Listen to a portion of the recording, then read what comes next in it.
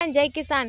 तो આપણે આજે કન્વર્ટજીનો આભાર માનવાના છીએ, કારણ કે તેઓ પોતાની જે ખેતીમાં કંઈ પણ દવાઓનો ઉપયોગ કરતા હોય છે, કંઈ પણ નવી ટ્રીટમેન્ટનો ઉપયોગ કરતા હોય છે, તે આપણે બધા ખેડૂતો સુધી તે પહોંચાડતા હોય છે વિડીયોના માધ્યમથી જ.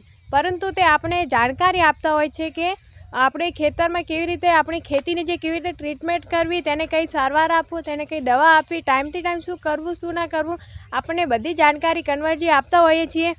તો કન્વર્ટજી, અમે તમારો ખૂબ ખૂબ આભાર માનીએ છીએ.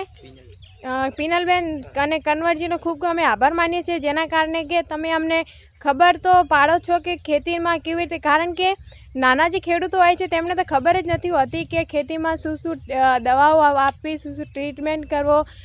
કન્વર્ટજી વિડીયોના માધ્યમથી બધા નાના ખેડૂતોને સાહસ આપે છે. ખૂબ ખૂબ તેને તમારો આભાર માનીએ છીએ. જય જવાન જય કિસાન.